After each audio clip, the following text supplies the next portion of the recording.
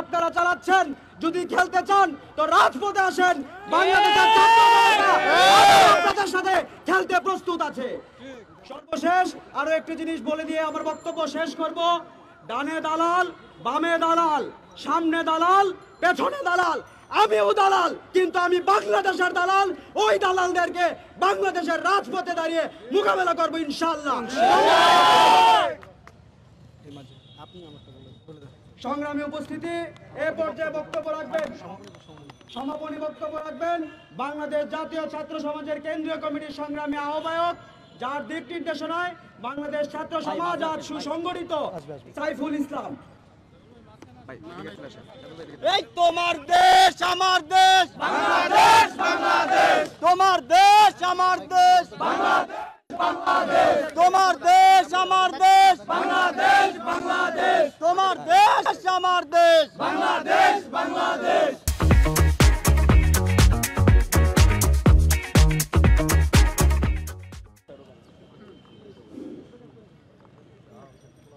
July August গণ অভ্যুত্থান অংশগ্রহণকারী ছাত্র জনতার উপরে 5 আগস্ট পরবর্তী বাংলাদেশে এই যে সিরিয়াল কিলিং,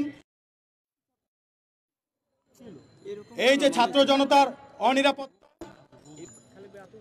এই অনিরাপত্তাকে কেন্দ্র করে আজকে বাংলাদেশ জাতীয় ছাত্র সমাজের বিভিন্ন স্তরের নেতৃবৃন্দ এই রাজু ভাস্কর্যের পাদদেশে এসে দাঁড়িয়েছেন।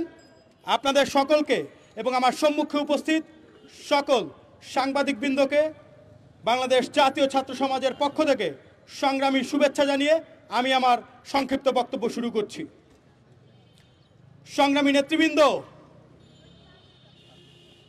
5 আগস্টের আগে আমরা একটি বৈষম্যহীন সমাজ বিনির্মাণের লক্ষ্যে আমরা কয়েক মাসের লাগাতার আন্দোলনের মাধ্যমে 5 আগস্টে এই স্বৈরাচারকে বাংলাদেশের মাটি থেকে বিতাড়িত, এই বাংলাদেশকে কলঙ্ক মুক্ত করতে পেরেছি। পরবর্তী বাংলাদেশে আমরা বৈষম্যহীন একটি বাংলাদেশ, অর্থাৎ একটি নাগরিকের যতগুলো অধিকার নিয়ে বেঁচে থাকা, অর্থাৎ নিরাপত্তা নিয়ে এই রাষ্ট্রে বেঁচে থাকার অধিকার রয়েছে, তার নিশ্চয়তা আমরা 5 আগস্ট পরবর্তী বাংলাদেশে অন্তর্বর্তীকালীন সরকারের কাছে অঙ্গীকার করেছিলাম। কিন্তু দুর্ভাগ্যজনক হলেও সত্য, আজকে কয়েক মাস পেরিয়ে গেলেও এই যে 2024 সালের যে গণ অভ্যুত্থান, এই গণ অভ্যুত্থানের সম্মুখ সারির যোদ্ধাদের রক্তের বিনিময়ে যারা আজকে ক্ষমতার মসনদে বসেছেন, তাদেরকে দেখি এখন এই 24 পরবর্তী বাংলাদেশে এসেও আমাদের সেই ভাইদেরকে রক্ত দিয়ে যেতে হচ্ছে, গুপ্ত হত্যার শিকার হতে হচ্ছে, টার্গেট করে করে বেসরকারি বিশ্ববিদ্যালয়ের যোদ্ধাদেরকে বিভিন্ন জায়গায় হত্যাকাণ্ডের শিকার হতে হচ্ছে। বাংলাদেশ জাতীয় ছাত্র সমাজ এই যে সিরিয়াল কিলিং, এই সিরিয়াল কিলিং এর বিরুদ্ধে জিরো টলারেন্স ঘোষণা করছে এবং আমরা ইউনূস সরকারকে হুঁশিয়ারি দিয়ে বলতে চাই,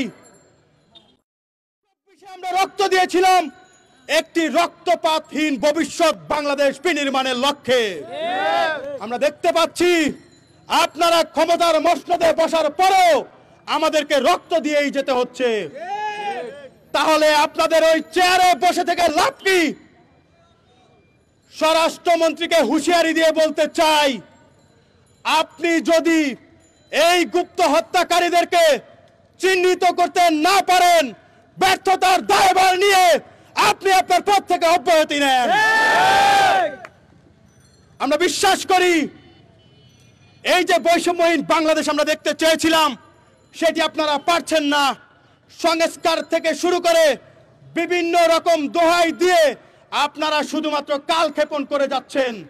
কিন্তু যে কাঙ্ক্ষিত বাংলাদেশের লক্ষ্যে আমরা রক্ত দিয়েছিলাম, সেই বাংলাদেশ বিনির্মাণে আপনাদের কোনো সুস্পষ্ট ভূমিকা আমরা দেখতে পাচ্ছি না।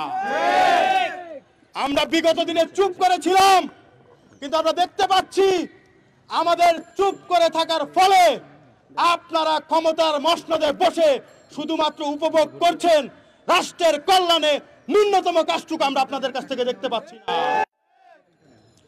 আমরা স্পষ্টভাবে হুঁশিয়ারি দিয়ে বলতে চাই, রক্তের উপর দাঁড়িয়ে যে সরকার আপনারা রয়েছেন, আবার নতুন করে রক্তপাতের সূচনা হোক এমন কিছু করার পরিকল্পনাও যদি করে থাকে কেউ, সেটিকে নস্যাৎ করার সর্বোচ্চ চেষ্টা করেন।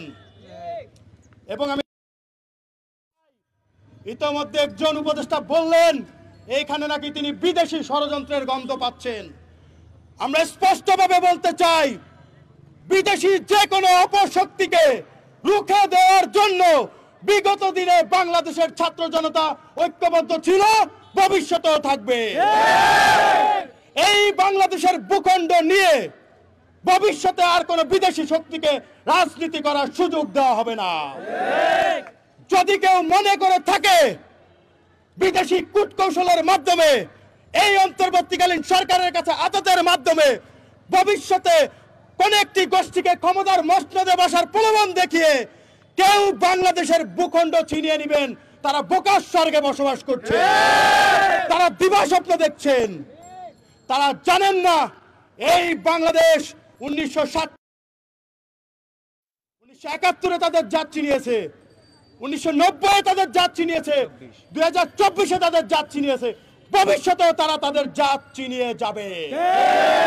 এই ভূখণ্ড নিয়ে তারা যদি ন্যূনতম ষড়যন্ত্র করার চেষ্টা থাকে, কেউ যদি ন্যূনতম চেষ্টা করে, তাদেরকে দাঁত ভাঙা জবাব দিবে বিজেপি, তাদেরকে দাঁত ভাঙা জবাব দিবে বাংলাদেশ জাতীয় ছাত্র সমাজ।